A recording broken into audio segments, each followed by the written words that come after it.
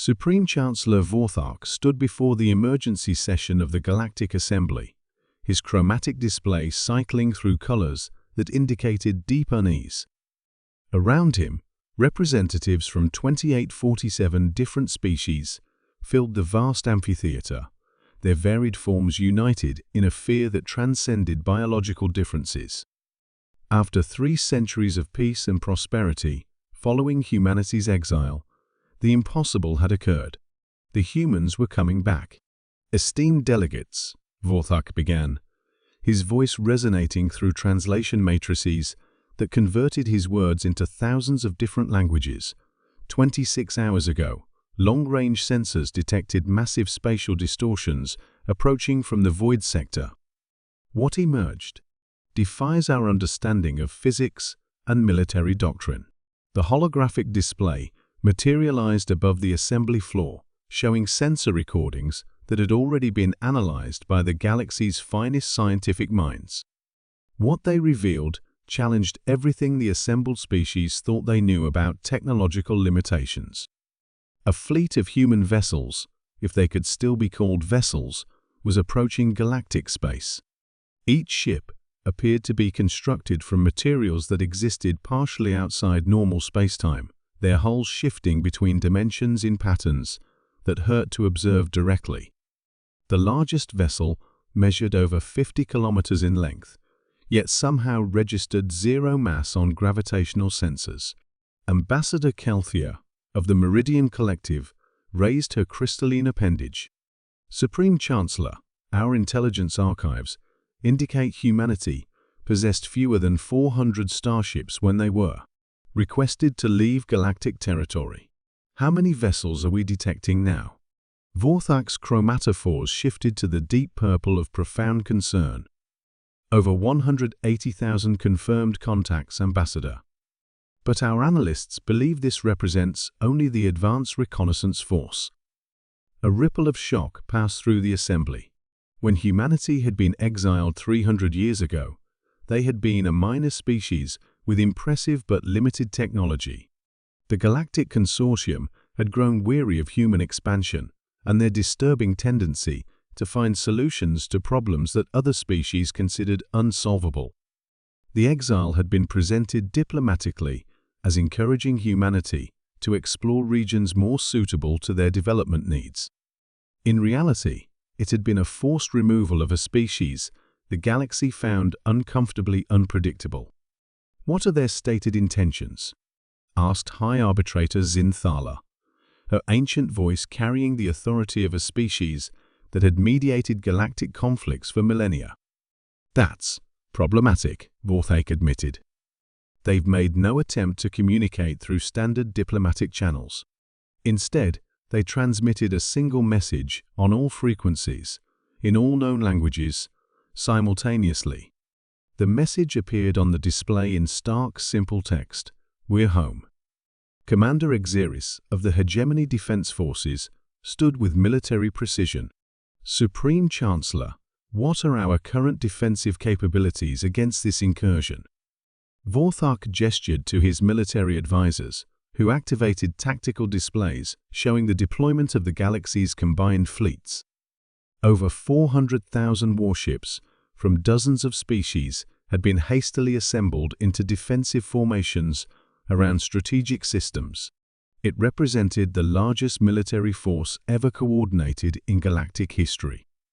"Unfortunately, Commander, our simulations suggest these forces would be."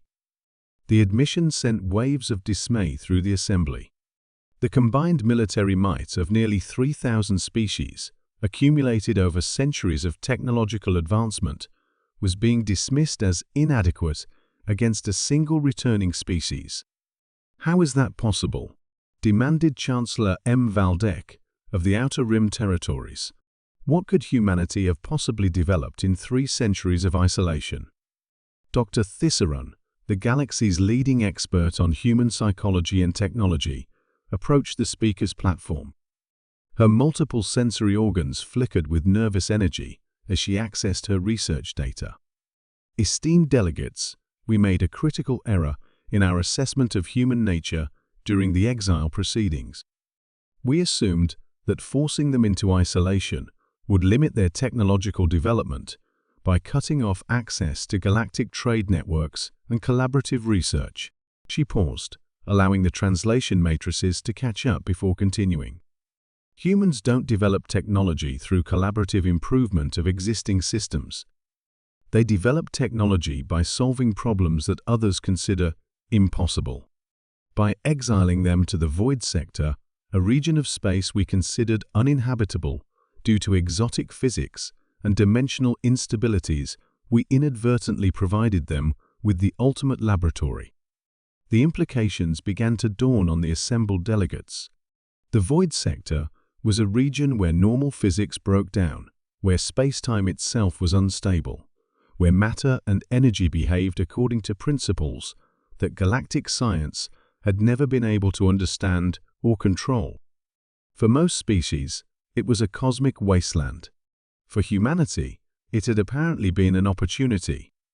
Our analysis of their vessels indicates technology based on dimensional manipulation, quantum consciousness, and what our physicists are calling controlled impossibility. Dr. Thissaran continued. They've learned to harness the same forces that make the void sector uninhabitable, turning cosmic chaos into technological advantage. Supreme Chancellor Vorthak activated another display, showing real-time sensor feeds from the advancing human fleet. The ships moved through space in formations that defied basic principles of physics, appearing and disappearing as they shifted between dimensions, sometimes occupying multiple locations simultaneously. 23 minutes ago, we received confirmation that the human fleet has bypassed all outer defensive perimeters without engaging our forces. They simply phased through our ships as if they didn't exist. The military implications were staggering. How do you fight an enemy that can selectively choose which aspects of reality to interact with? Are they headed for any specific target? Asked Ambassador Kelther.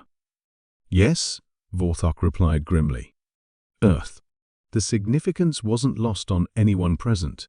Earth had been declared a protected heritage site after humanity's exile, maintained as a preserve of their species' evolutionary history. No one had expected them to return for a world they had been forced to abandon.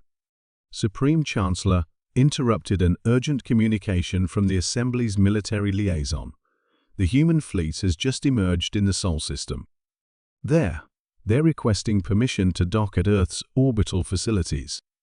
The absurdity of the situation struck everyone simultaneously.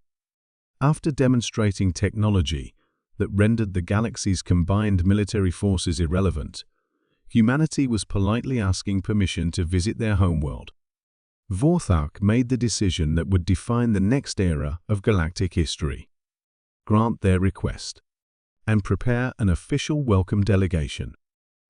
Sir, the liaison asked, confused. 300 years ago, we exiled humanity because we feared their unpredictability and rapid advancement, Vorthak explained to the Assembly. We assumed that isolating them would solve the problem. Instead, we allowed them to evolve beyond our ability to contain or compete with them. He paused, his chromatophores cycling through patterns that indicated acceptance of an inevitable truth. The humans aren't returning as conquerors. They're returning as the galaxy's new dominant species, and there's absolutely nothing we can do to stop them. Our only choice is to adapt to this new reality. As the human fleet took up orbit around Earth, their ships existing in a state of controlled impossibility that made tracking them a futile exercise, the galaxy began to understand that the age of multi-species cooperation was ending. Humanity had spent 3 centuries in the cosmic wilderness, learning to harness forces that other species couldn't even comprehend. They had returned not with weapons or threats, but with technology that made resistance meaningless. The exile had ended, and the galaxy belonged to humanity now, whether anyone else liked it or not.